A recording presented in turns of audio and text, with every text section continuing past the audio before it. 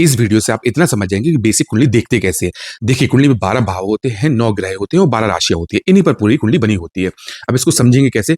तो कुंडली में जो ये 12 हाउसेज होते हैं, हर हाउस एक एनर्जी को रिप्रेजेंट करता है, जो यहाँ पर मेंशन है। जैसे हम 7th हाउस की बात करें तो 7th हाउस से हम रिलेशंस को देखते हैं, पार्टनरशिप को देखते हैं, मैरिज को देखते हैं। वहीं पर यदि हम 9th हाउस की बात करें तो 9th हाउस बेसिकली भाग्य भाव है, आपका धर्म है। जो भी आप धर्म से रिलेटेड काम करते हैं वो हम 9th हाउस से देखते हैं। तो हर भाव की एक एनर्जी होती है। ये सारे भाव सदैव भी ऐसे ही रहेंगे। कहने का मतलब कि इन भाव पे चाहे कोई भी अंक लिखा हो, कोई भी ग्रह बैठा हो, कोई भी राशि हो। यदि हम फर्स्ट हाउस की बात कर रहे हैं तो हम लग्न की बात कर रहे हैं। वहीं पर यदि हम 4th हाउस की बात कर रहे हैं तो हम सुख की बात कर रहे हैं।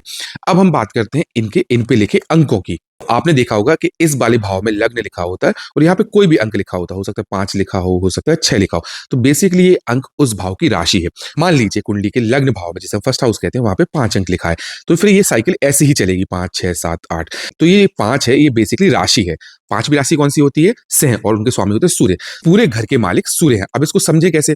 अब जैसे देखिए, मान लीजिए आपका अपना घर है और आपके अपने घर में आपके कोई दोस्त आते हैं, आपके रिश्तेदार आते हैं, तो वो बहुत अच्छे से घर को रखेंगे, मेंटेन करेंगे, इनफैक्ट उसको और अच्छा करेंगे। वहीं पर आपके घर में कोई आपका दुश्मन आ जाए या कोई ऐसा व्यक्ति आ जाए जिससे आपका द्वेष हो, तो वो उस घर को खराब करेंगे। कुंडली भी बेसिकली इसी लॉजिक पे काम करती है। तो जैसे ये सूर्य का घर है, अब मान लीजिए इस घर में गुरु बैठ जाए, तो गुरु बेसिकली सूर्य के मेंटर है। तो गुरु इस घर को बहुत अच्छा करेंगे, गुरु की एनर्जी इस घर को बहुत पॉजिटिव कर देगी। वहीं पर इस घर में मान लीजिए राहु बैठ जाए, तो राहु बेसिकली परछाई है, छाया है। तो वो क्या करेंगे? सूर्य के घर में कहीं ना कहीं छाया लगाएंगे। अब हमें देखना है सूर्य कहां पर बैठे हैं। तो जैसे ये घर सूर्य का है और सूर्य कुंडली के नवम भाव में बैठ गए। अब नवम भाव बेसिकली भाग्य का है। तो आपका अपना संबंध, आपके लग्न का संबंध भाग्य से हो गया। तो ये भाग्य प्रधान कुंडली हो गई है। हालांकि इसमें और भी चीजें देखी जाती हैं, बहुत सारी चीजों को समझा जाता है, बट मैं आपको बेसिक समझा रहा हूं। अब कुंडली में जो ग्रह बैठे होते हैं उसका क्या महत्व है? तो जैसे कि अपन इस घर की बात करते हैं, इसे हम 5th हाउस बोलते हैं। इससे हम बेसिकली लव मैरिज को देखते हैं, इससे हम एजुकेशन को देखते हैं, संतान को देखते हैं।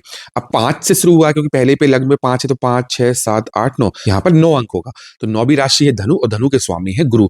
तो बेसिकली ये गुरु का घर हो गया। गुरु से हम सूर्य का संबंध इसलिए देखेंगे क्योंकि बेसिकली इस कुंडली के जो लग्न के स्वामी है वो सिंह राशि है, अर्थात सूर्य है।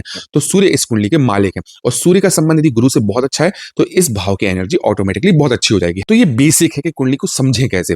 जिस भाव का भी जिस भाव से संबंध हो जाए। एक और उदाहरण लेते हैं कि इस भाव में 8 अंक लिखा है, तो 8वीं राशि हो गई वृश्चिक और स्वामी होगा मंगल। और मंगल जाके मान लीजिए कुंडली के भाग्य भाव में बैठ गए, तो सुख का संबंध आपके भाग्य से हो गया। सुख का संबंध भाग्य से होना मतलब आपके जीवन में जो भी आपको सुख मिलेंगे वो कहीं ना कहीं उसमें भाग्य का बहुत योगदान होगा। तो बेसिक तरीका है कुंडली को समझने के लिए। इसके अलावा भी बहुत सारे फॉर्मूला होते हैं, बहुत सारे एक्सेप्शनल केस भी होते हैं जो आपको पता करने होते हैं कि कहाँ पे प्रॉब्लम आ रही है। बट लग्न कुंडली को बेसिकली इसी तरीके से समझा जाता है।